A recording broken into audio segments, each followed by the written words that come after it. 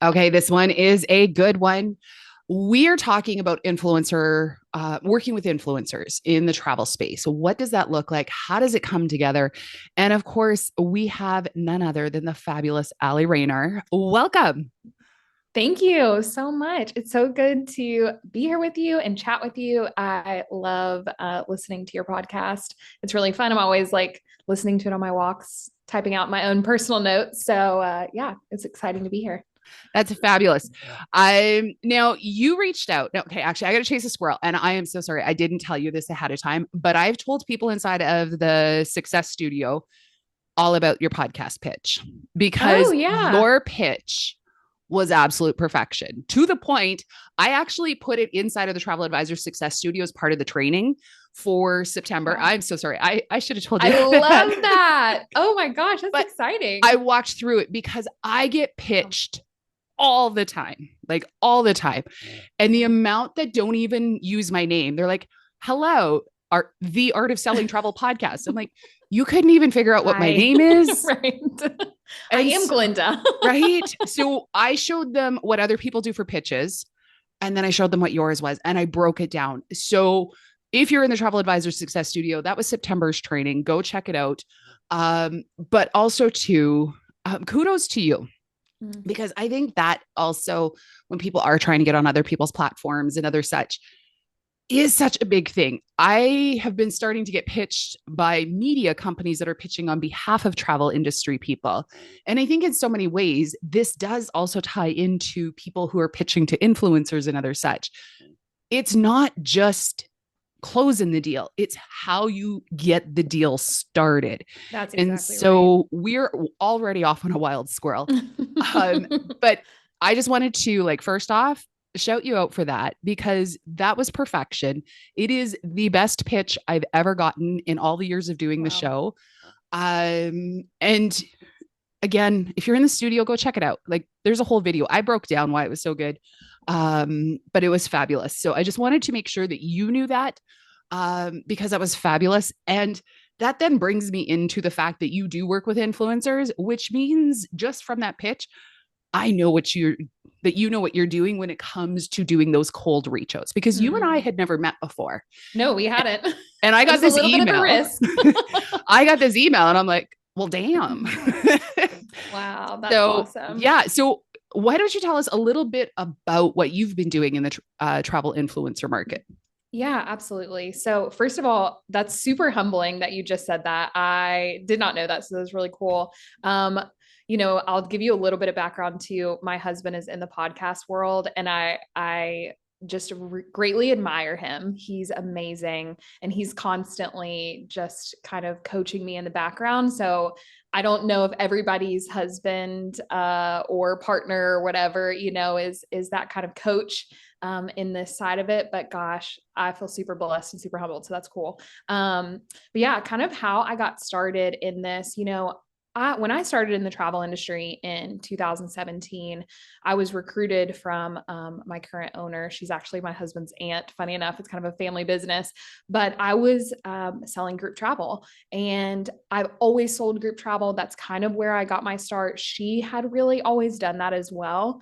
So I think that was just my baseline of like, this is the expectation. So I never really started with FIT. I obviously went there and that's what I do all the time now. But, I used to be a high school English teacher. I was selling trips to students who had no money. I was at a Title I school. Like literally we were fundraising, but I understood like that FOMO approach. And honestly, if you can sell trips to high schoolers, like they're pretty hard to impress. And so I think that was a tough first audience for me.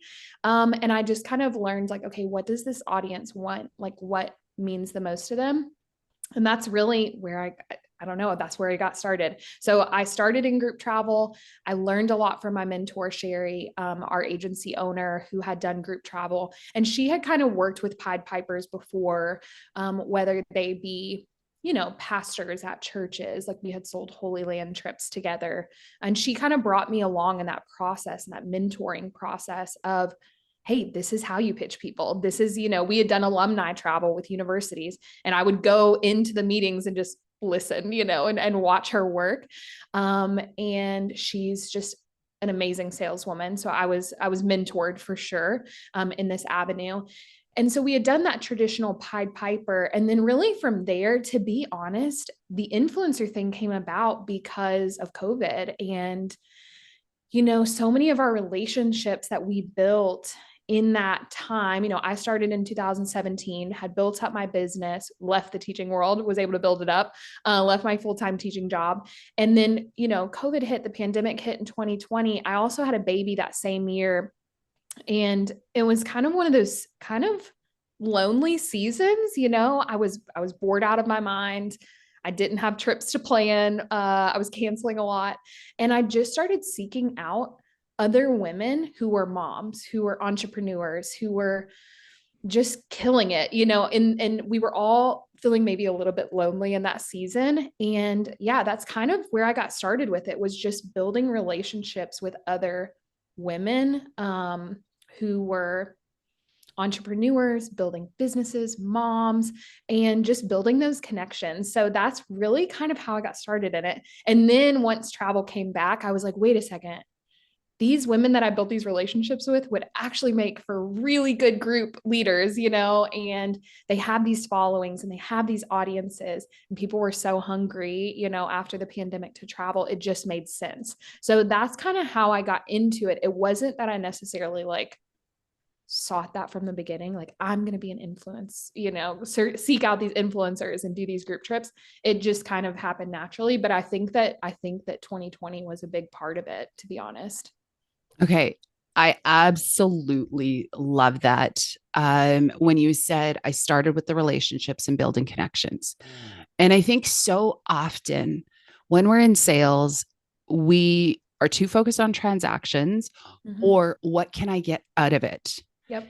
And I think some of the absolute best organic situations that can happen in your business for your business is by going into building relationships and connections from a pure place, from right. Just simply building a connection, not going into it. What can I get out of this? How can right. I squeeze the juice harder? What am I going to get? But rather, how can I just simply connect with people? And whether that is from your socials, or it's from the emails you're sending, or the Facebook groups you're building, or just simply commenting on other people's platforms, that's huge. Yep. Now, something I don't think I've told you, but probably around the time this comes out, I will either just be headed to or just getting off of one of them influencer trips. I am going on the Gen X takeover cruise with all of the Gen Xers. There's those 4 comedians that are on there. They crack me up. And it just so happened to be, we were in Florida getting off a cruise the day before this one departs. And I looked at my husband and I said, "Ya wanna?" And so even though I'm in the industry, even though I have the ability to book my own or do whatever, I've booked through another agency because they're the ones that pulled this together. Now, don't get me wrong. My brain is going to be researching out of this so that I can come back and tell advisors, okay, so this is what they did. This is what I learned. This is what I would have done differently, or, but it's been absolutely fascinating to watch. But it also goes to show that when you put together the right offer, it doesn't have to be a big influencer, but when you put together the right offer, people will buy. Yes. And I think that's so important. But understanding your people is so important, which is where starting with that relationship comes from. Because on this Gen X takeover, I've gotten the itinerary. So maybe I'll have to release this afterwards so that people, right. just in case you bought pass on the ship and you're not actually part of the group. But they've put together, actually, so funny, I printed this off. So we have karaoke night. They're doing a throwback movie night. They have a comedy show. They have dodgeball, karaoke, all sorts of things. Love that. And so there's so many. Now, my favorite part, I don't believe I will be participating in dodgeball, but I'm a little competitive.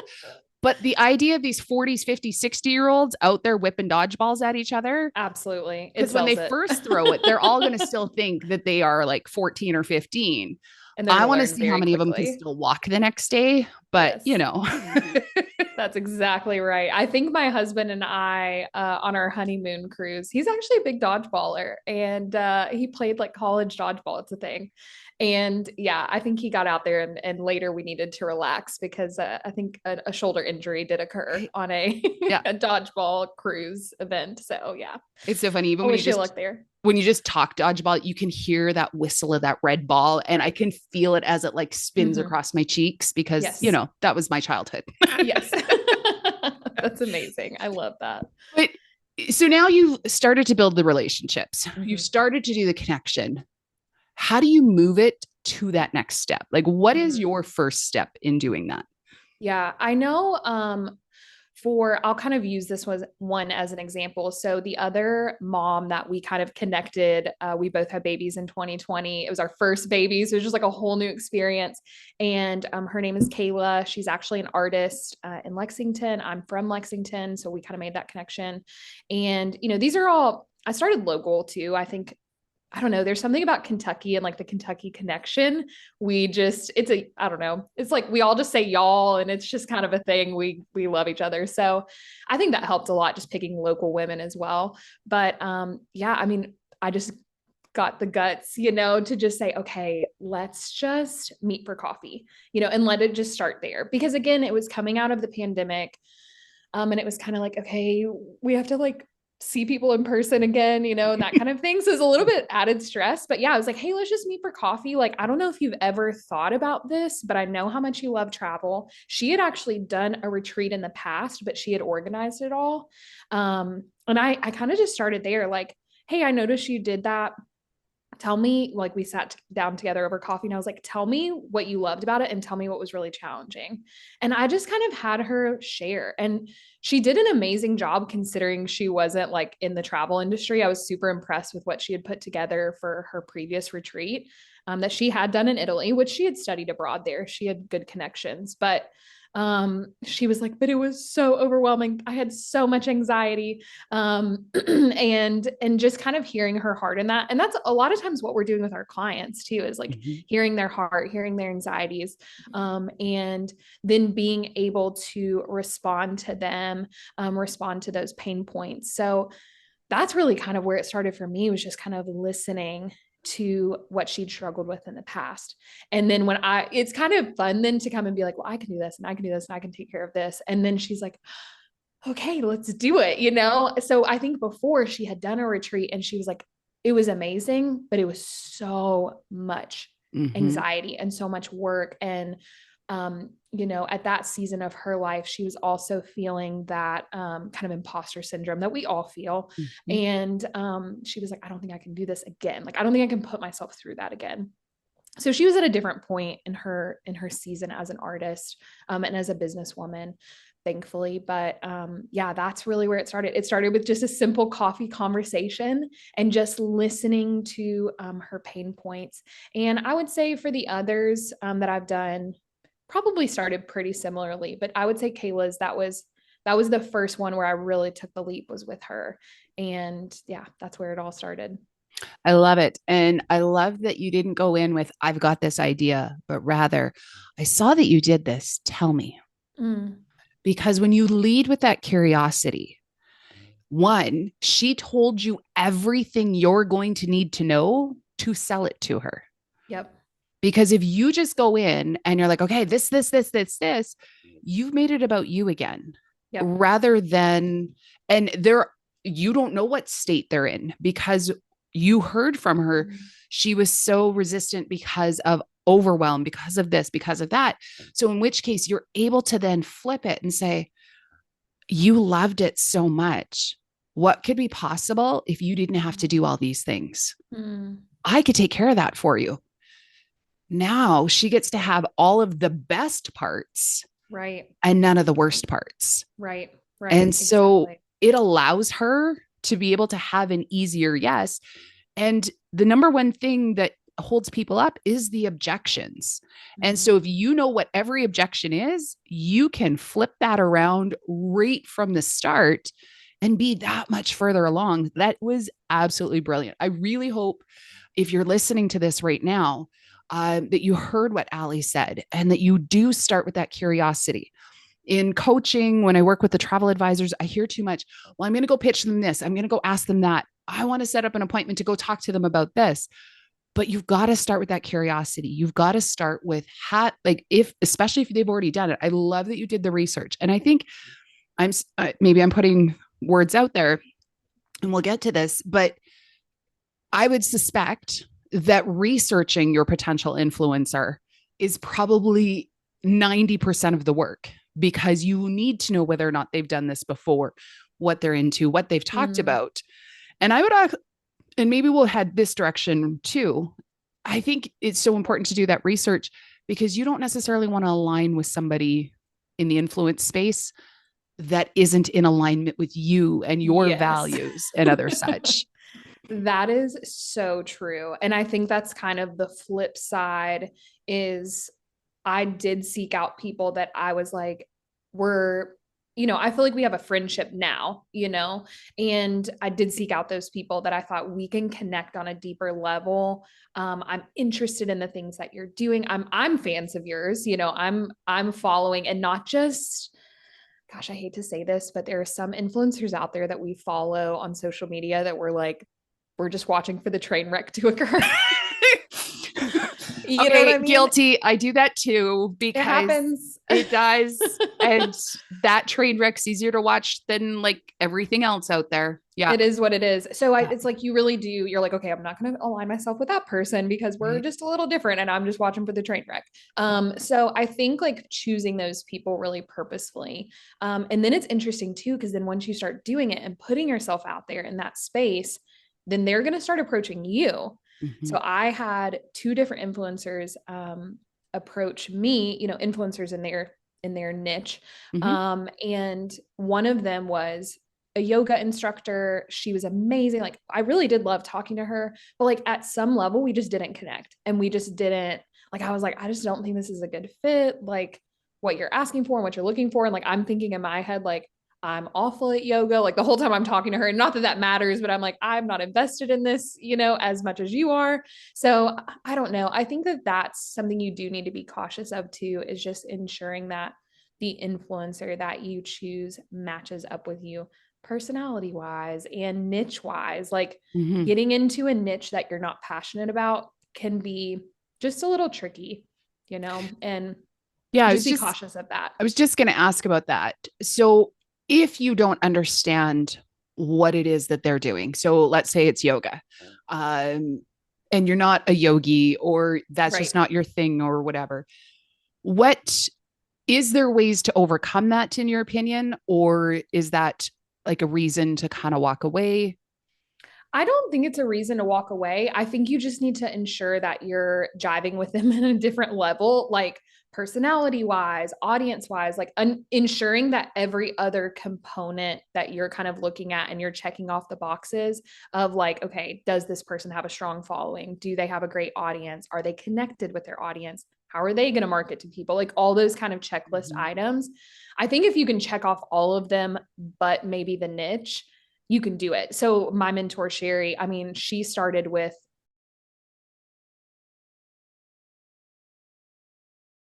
so I don't know if you knew this, fun fact, but in Bowling Green, Kentucky, all the Corvettes in the world are manufactured here. Very fun.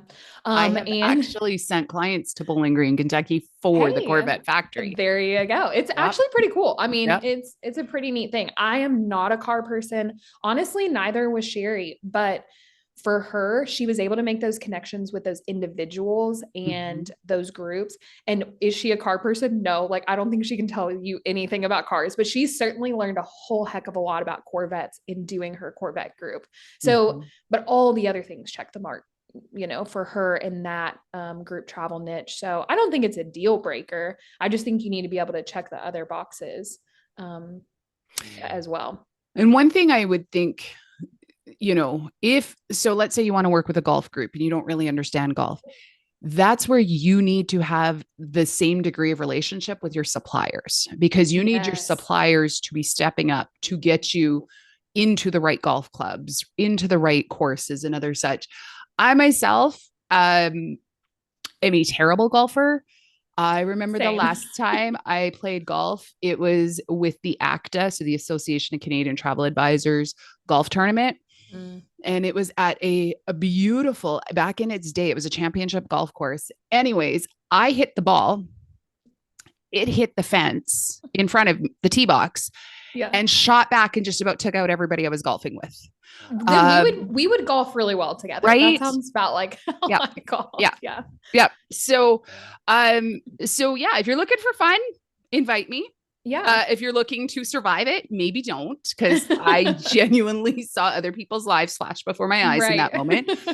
But at the same time, if I was potentially going to work with somebody in setting up golf trips and other such, it's not that I don't understand the concept of golf, but I also understand it well enough to know that I am not the expert to find the courses. Therefore, one of the first things I would do is find the expert supplier, DMC, somebody I was going to work with who could be the genuine expert of the golf courses in that destination. Yes, I think that's such a good point. Finding the right supplier is equally as important as finding the correct influencer to kind of partner with, because it's all just collaboration and partnerships. And I would say that was huge for me. I know, and we can kind of get into like tips for like how to do this, but I think when you're new to this, working with a BDM that you've again built a relationship with, you're not just springing this on them, but you built a relationship, or working with a supplier that can kind of minimize risk for you too, I think is super helpful, because a lot of these suppliers, they do have some wiggle room. They're, the BDMs are like, okay, we've run out of ideas. What do you have? Like I've talked to BDMs about that before, like, who you got? So I think that, there a lot of times they're willing to take a little bit of risk, maybe more so than you as like this individual advisor. So that's been really cool too. I know one of them that ended up not panning out, and I think it was an audience issue, but I had a great supplier. It was a river cruise company. They were willing to do a half charter, and like they were even going to give us like 6 months with no contract to sell. And I was like, wow, you guys are so kind. Thank you. Very gracious. And it ended up working out great because it didn't pan out. I didn't know that audience as well, or maybe the influencer didn't know her audience as well as she thought she did. But that happens. But yeah, finding those key BDMs and suppliers or DMCs that you've already built these relationships with, like that's so crucial, because they can truly be the expert. You're leaning on them, and you're tapping into their knowledge base, and really looking like a superhero to your influencer and their followers once they travel. Absolutely. And that actually brings me to another thing. When we're talking about the influencer, now, of course, everybody's minds typically go to these big ones. And I mentioned I'm doing the Gen X. That's not where most people are going to start. They're going to start with somebody smaller. Now, we also talked about the train wreck influencers. Right. But I also want to be really clear that you do need to get to know these people, because there's an Instagram reality and then there's a reality. Yes. And so just like what you were saying, that maybe that influencer didn't know her audience as well. There are people people on socials who have big followings, but they don't actually have any influence. Yes. That they are just there just to be there. There is meme accounts that literally have millions of followers, but nobody knows who they are or what they do or what they stand for, anything like that beyond memes. So if they were, even though they have 4 or 5 million followers, they're not going to be somebody that's going to be able to put something together. But I think there's one in particular I follow. She helps parents of ADHD children. And so she talks very specifically. So in my mind, I would be reaching out to her to set up some sort of parent retreat or some sort of family with ADHD, with sensory and this and that and other such. There's so many different things. And I would be reaching out to her to start a conversation. Again, if they're not getting the DMs, if they're not already selling an occasional thing, I have a business coach who talks about the fact that it's not the popularity, but rather the profitability, because there are influencers who are on there every day who have hundreds of thousands of followers that can't get them to buy a single affiliate link. Mm, So it is important, I think, to know how well they know their audience. How much are they in their DMs? How much are they actually responding back and forth? right. Because if everything is one way, where the people are messaging them, but they're never connecting back, there's not necessarily that reciprocal. And Mm-hmm. so I think that's a big part of it too, is whether or not they actually have that, but also to, do they have an email list? Are they emailing on the regular? Is that something, are they already in additional communications? Because if you're relying solely on how many are following them on Instagram, you don't know if at any point Instagram closes down their account and they're Yep. gone. Yep. That's exactly like, that is such a good point. And that has been the truth for me. You know, it's funny. I have a client that has 1 million followers. Okay. Like she's considered an influencer. I would never approach her to do a trip like this, to do an influence. She is great. I do her personal trips, but it's just one of those things of like, there has to be a level of authenticity that someone has to feel like they really know you. Yeah. Yeah. Are they giving reciprocal messages back to their followers? Have they built up the relationship with their audience? You know, are they relational in that way? And I know for Kayla, I know for Bree, you know, I did look at their social media, but I also asked them some tough questions, like some honest questions. You all have to be honest with me. Where else are you going to market this? Because it's not just going to be Instagram. And, you know, do you have an email newsletter? What's your open rate? Um, are you going to be able to market this in different ways? Who are your spheres of influence? If you had to, you know, it's kind of the same questions that we ask ourselves, like, who's your ideal avatar to go on this trip? Can you name specific people that you know without a doubt, no matter how much this trip would cost, they're signing up for it? And kind of having those authentic conversations from the very start, because you need to know that before you get in with some of these people, because and they're tough conversations, you know, but they're lessons that I've learned that I probably should have asked some of those questions the other way. Like the one that didn't work out with the half charter on the river cruise, I think they thought they knew their audience, and because they thought, oh, we have hundreds of thousands of followers, like of course they're going to want to go with us. But I think it came down to like, really, who is their audience? What are they willing to spend? You know, they're going to be the types of people that are going to go on their own. Are they willing to leave their family behind and go for a week? You know, all those kind of questions you have to think about. So I'm actually working with a chef currently. We're about to present to her proposal. Actually, I'm working with a colleague of mine. We're doing a whole like culinary trip. But I know when we sat down with her, I looked at her like Instagram, like I'm on Instagram. I'm a millennial, like I'm so basic. It is what it is. But I was like, wow, she doesn't have as many followers as I thought. But I thought about the rest of her influence and the rest of her reach. She's one of the most well-known chefs, again, in Kentucky. It's a Kentucky thing.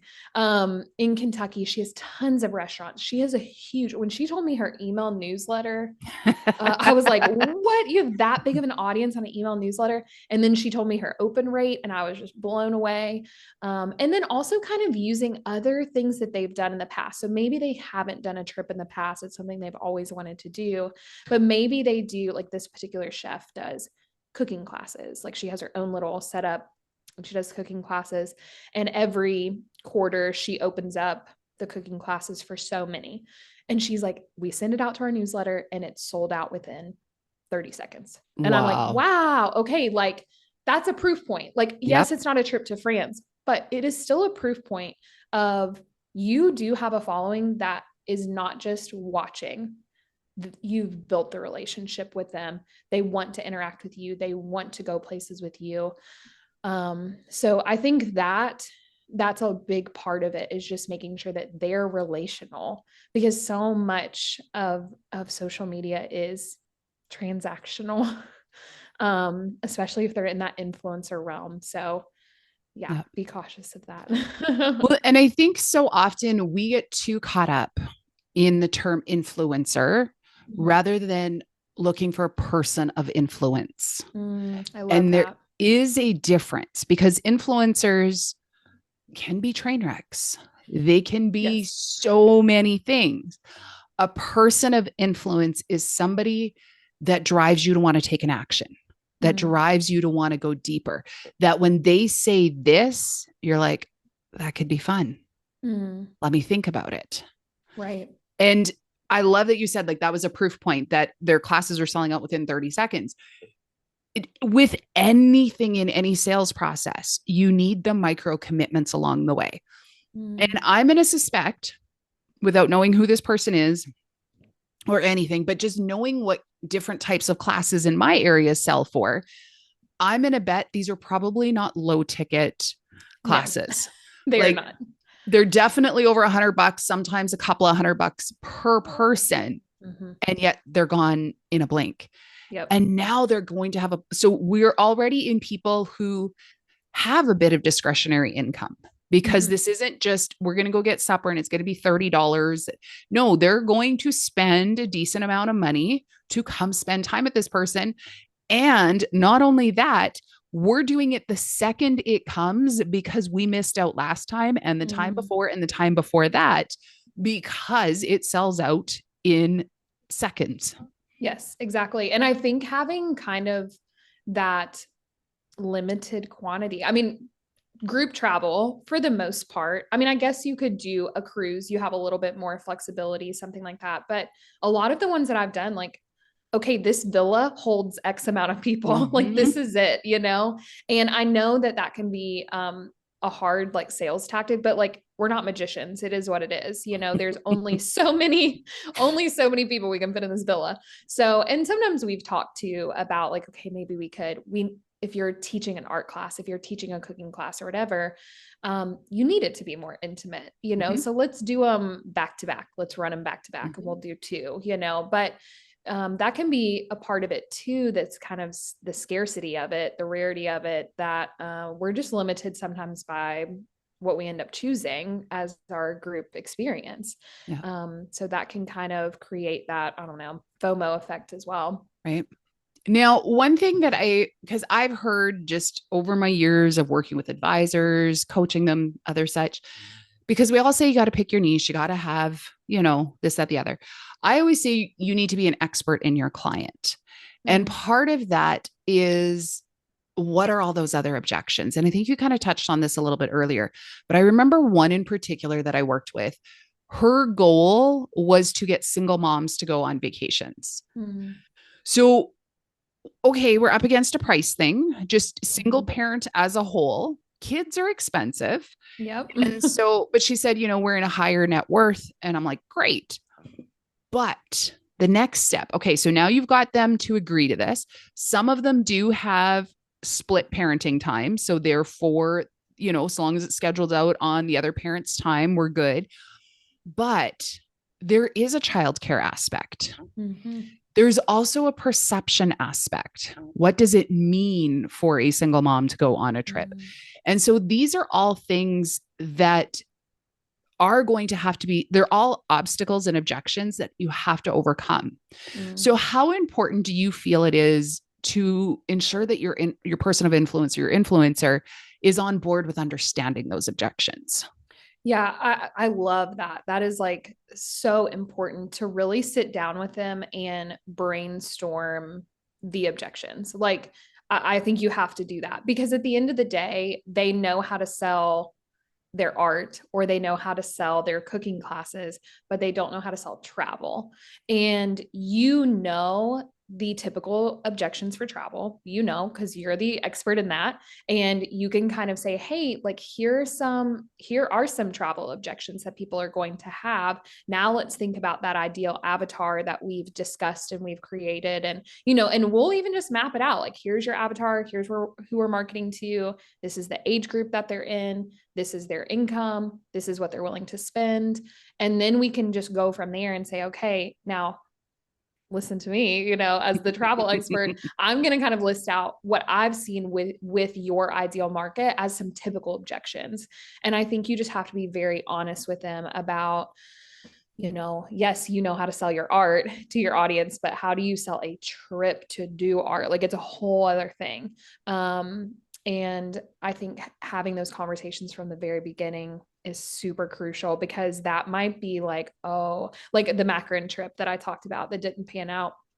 I think a lot of those people, the financial commitment just couldn't be made. They were people that were doing this on the side and like side hustling. And I just don't think that the financial commitment was something that my influencers had really, really sat down and thought about. I think they just thought, we can do this. We sell our classes online all the time, but Yep. people were buying online classes. They weren't as expensive. It was a low price point. Everything was very virtual. Nothing had ever been done in person.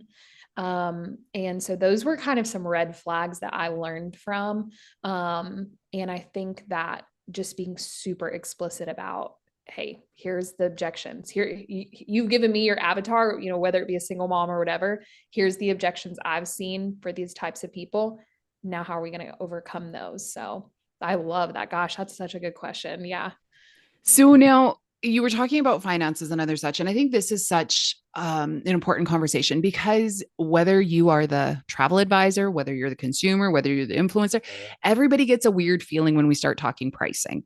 Right. So I would love to get your thoughts on it, because I would anticipate that some of these influencers have two thoughts because they are an artist. So they want value for their artwork. But at the same time, in the art space and just in an influencer space as a whole, there can be a lot of scarcity mindset and whatnot. And so I think too often travel advisors start off with, you'll get to go for free. So it's already changed that, but I can't charge people that. I know I saw that a lot, especially in destination world before, or the destination wedding world.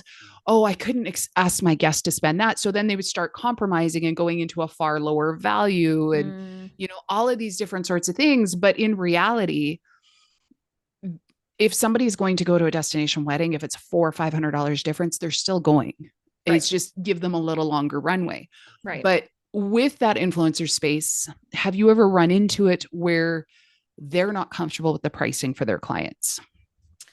Yes. Yes. I mean, especially when they're asking for the moon, and we experience this with our normal clients, our FIT clients, where we sit and listen to them and ask them all these questions. So like, okay, so what do you want? What are you envisioning for this experience? Da, da, da. And they're starting to like really lay it on. You're like, wow, this is going to be an amazing trip. Like I'm pumped about it. And then you ask the price point question and, quickly you're like, oh crap, this isn't going to work. So I think a lot of times if they ask for the moon and you're just like, this isn't going to work, like there's just no way, because a lot of times they want to go for free. They want to be compensated. And I do respect that. Like you're doing a lot of work, and for the chefs, for the artists that I've worked with in the past, if they were to do a cooking class in Bowling Green, Kentucky, they would charge X amount of dollars for people to come. So I still want them to be compensated for their expertise, of course. So we do, negotiate that in the contracts that we write up is a level of compensation beyond the travel.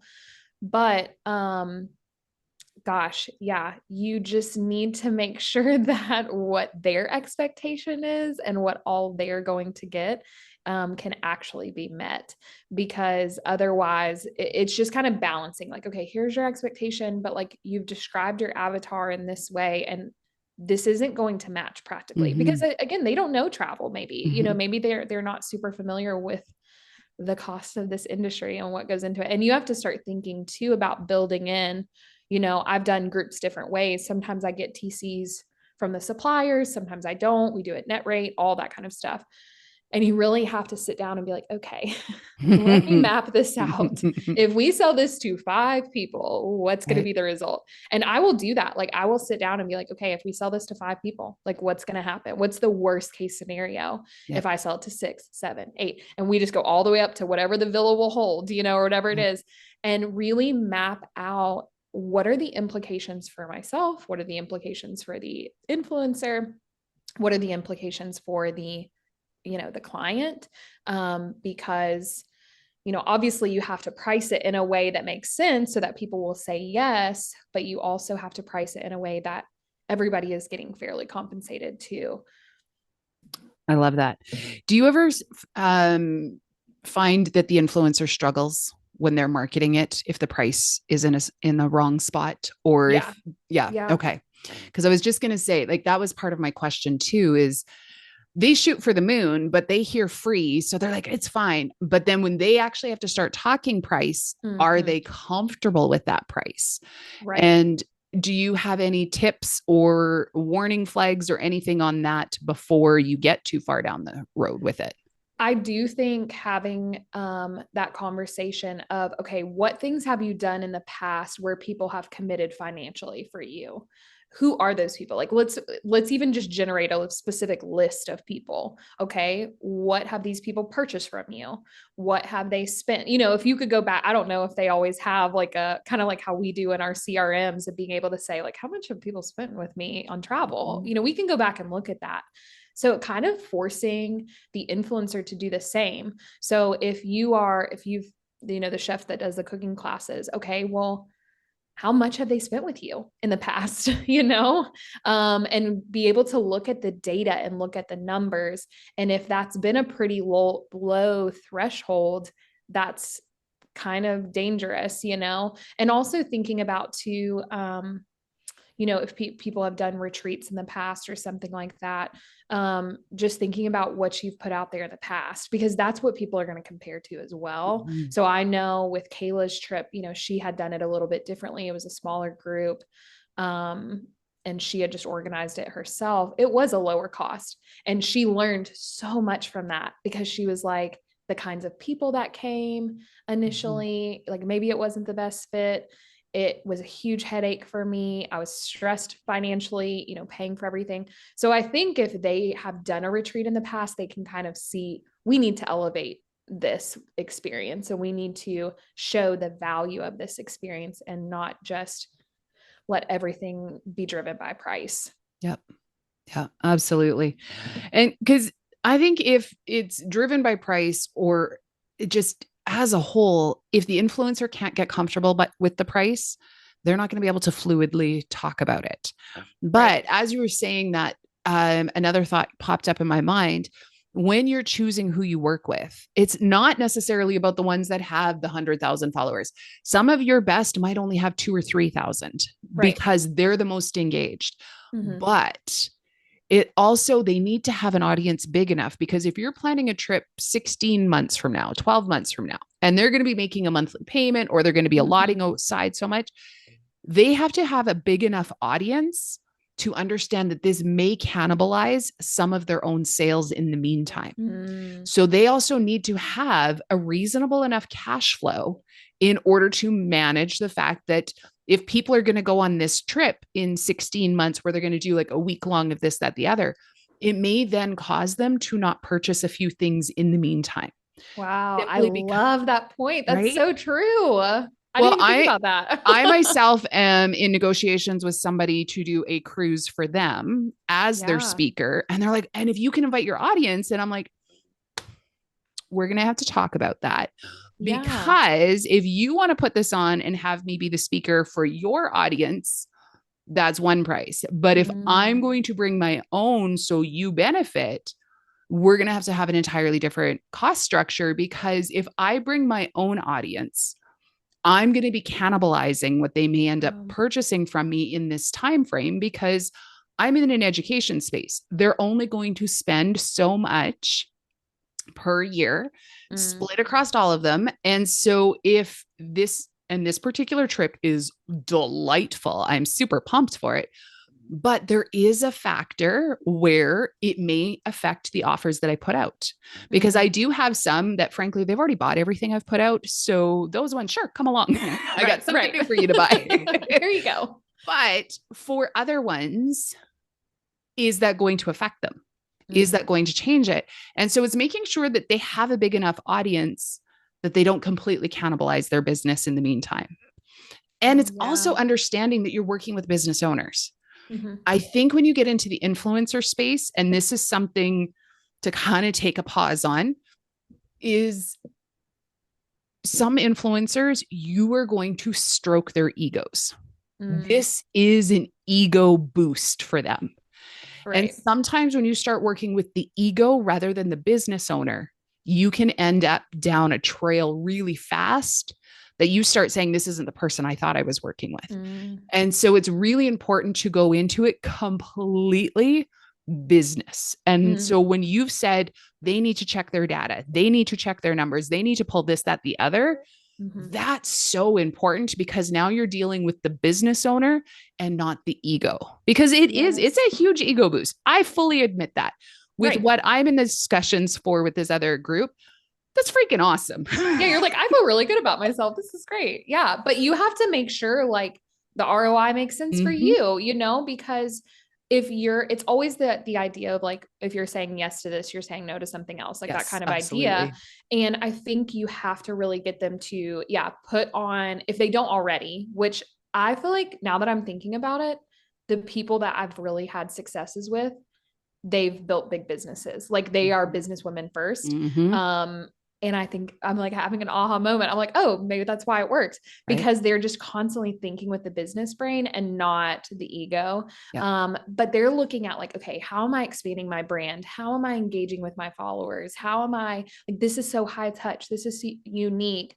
And I think that is, wow, like you're like blowing my mind right now. I'm like, yes, this is such a good point. And like, it has me kind of thinking, because I have a couple other, people that I've been engaging with and building the relationship with. And I'm like, wow, I think that they are influencers. I do think they're people of influence, but can they put on the business brain? Right. I don't know. Because some influencers, making me question. Right. Because some influencers have just stumbled into it. They got the right dance with the right algorithm at the right time, and then people stuck around. And so other ones have built businesses which have become empires. And that's where, like you were saying, that chef, you look at their online, you're like, that's all you got. But then they're like, hey, check out my email base. And you're like, holy smokes. Because that's what a business owner does. They don't go after what's flashy and what's going to make them popular, but rather what's going to make them profitable. And they know the money is in the list. And they can go back and they can really track the ROI on the things that they've done in the past and know, wow, this trip is going to be worth the investment of, what it's going to cost me. Because it is going to cost them at some level, whether it be time or like you said, it's going to cost them some maybe smaller transactions between now and the time that they depart, because, people only have so much money to allot to hobbies or certain things. So I think that they need to really sit down and look at the ROI and think as a businesswoman or a business person. Whatever it is. And so that also too can be a big part of it, because if they're going, and this is where it's that business owner to business owner conversation. And so even looking at your payment schedule, because if they want to launch a big, like that's when their fall workshops are going to launch. Let's not make that deposit or final payment season. Let's put some space in between that. And so when you can come to them and have those types of conversations, it also allows them to know that you are a business authority as well, that you understand the business side of what's happening. And it's not just about, oh my goodness, let's go have fun. I was just going to say, let's go play dodgeball. Hey, we need to find a dodgeball influencer, clearly.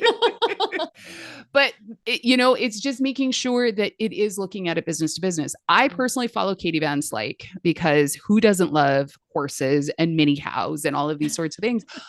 But I love watching the business that has unfolded, because yes, they were always a farm, and a farm is definitely a business. I'm a farm girl, grew up on one, but now watching the merch store, watching the things they're doing, watching the ad, because not every post has an ad to it. So I'm watching like the strategy to which ones they're flipping ads onto and which ones they're not.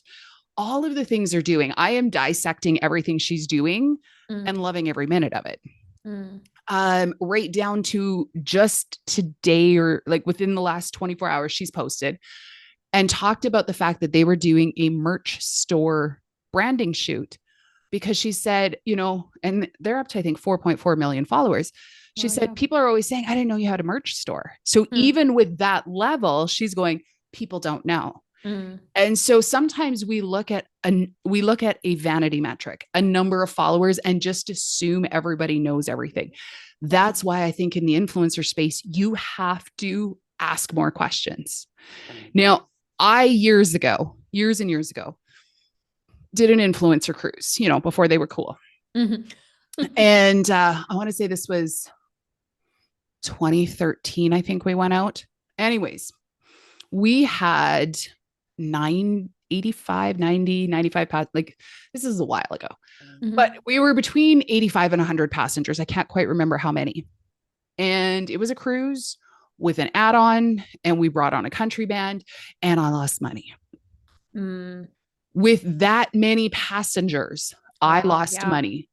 And part of that was because even though I had a contract, when the band came to me and said, well, we want this instead. Can't you do this? Can't you do that? And they started kind of dangling like, well, maybe we'll just not come. And so I was so scared back then that I would say yes to too much. And then chaos ensued. Oh gosh. So Yeah. I don't want to say like, don't do it. But what I am going to say is you need to do it from a place of authority. Absolutely. You need to do it from a place of business owner to business owner, because you can't be star-crossed. Like you can't be like in awe of this person. You have to, like you said, build the relationship. And when I say, egos can kick in, I will tell you full out, they had egos the size of Texas. They were an up and coming band, and they were finally really kind of breaking it onto the scene. And I had caught them. I got them signed before they broke. And then now they were somebody. Oh, yeah. And so it was in the ego upswing for sure. So it's really important, like you were saying, that you've got those contracts, that compensation is listed out in those contracts, that everything is laid out.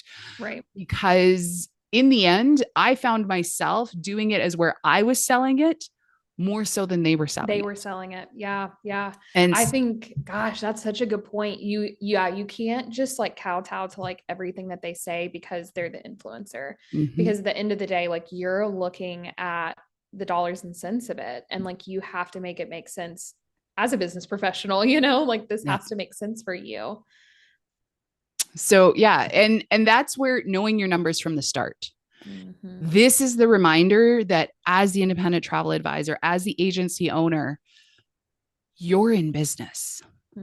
The only people not in business are the ones who are getting a weekly, bi-weekly paycheck and have a schedule to which they have to show up at the agency, and somebody else is making every other decision. If you are in charge of lead gen, if you are in charge of tracking everything, if you are in charge of all of these things, you're in business, right? You are the business owner.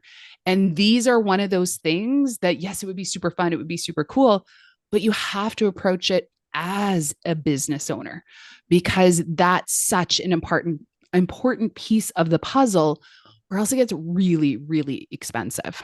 So it can. Yeah. And I think too, you can't just like get in, just like with anything with sales. I think the more that you do it, the more you're like, I don't know, you just don't get your feelings hurt about things. Right. It's funny. I was on a call with a client. It's just like a FIT trip, but he was like, I didn't mean to hurt your feelings about that. I was like, no, you can't hurt my feelings. Like, this is fine. I was like, I want you to be happy and like, want you to get what you want. So you're not hurting my feelings. I didn't, build this home. So you're good. Right. But yeah, I think not getting too much in your feelings. And I think like building the relationship, but like always maintaining that level of professionalism and understanding that like, you're not just coming from it from like oh my gosh, this would be so much fun. And we'll, do this and this. And like, you do have to go at it from a numbers perspective, because I have come out. I think there was one that I did come out pretty close to even on. I didn't lose money, but I was like, oh God, I really wish I would have had a better paycheck on that one. Right. And there were other wins that I had for sure. And lessons learned. Absolutely. But I think on that one, I did get a little bit too much in my feelings on it and not enough into the business aspect. And that's definitely where I did not make as much I did not have as much compensation. So the lesson learned. And you know what? That's just it. You're either going to learn something or you're going to earn something. Yep, that's right. Oh, there was a lot of lessons learned on that one for sure. And it's so funny because I look back, because I would have started that negotiation back in like 2011, 2012 for a 2013 sale. And I look at who I am today versus back then, and I cringe to think of who I was back then. But that's also made me the coach that I am today, because I'm like, no, I screwed this up. I already paid the price. Let me help you. Yes. Don't do that too. Yeah. Don't do that. That doesn't work. I tried it. Right. And I think being in this industry, like it kind of gets like to an Enneagram thing of like a personality thing. Like so many of us, it doesn't matter what our personality is, we're in the hospitality business. Like we love to make people happy. We love to like brighten their day. We love to do little moments that just make their trip special. So at some level, we're like an Enneagram 2, whether that's a wing or not, of us, that's who we are. Yeah. But you just have to be super confident in what you're bringing to the table, as this is a business opportunity for this influencer. This is a chance for them to build their brand, create content, do all of these other things, connect with their audience at a whole nother level. This isn't just, oh my God, I've always wanted to go here and always wanted to do this. And yeah, you have to approach it from a business perspective for sure. And keeping in mind the quote unquote Instagram influencer space has ruined a lot of influencers. Yes. Because they're like, oh no, the hotel is going to give you this for free. They're going to give you that for free. There is actually some properties and some suppliers that will not touch an influencer program. Yep. Because they don't want what comes along with that. Yep. And so if they're like, oh, but I'm going to put it all over social and I'm going to do all this and I'm going to do all that, you got to make sure that they're actually okay with that, because not everybody wants that influencer in their property. I'm hearing more and more of that with not Airbnbs, but like with villas and other such. They're like, we don't want the influencers. They trash the place. They run it down. They do more harm than good to our branding, like everything else. They're like, we don't want influencers. Yeah. And especially as you get into those upper echelon properties too, that they're like, no, we don't want them. So this has been phenomenal. We could probably go on for hours and hours on this. Like we just really could. We're just rolling. This is good. I'm getting great ideas. I'm taking notes. Like, yeah, this is awesome. But if we were to wanted to leave the advisors with one or two really good tips before they were to get started, what do you think would be kind of that before you do anything, start here?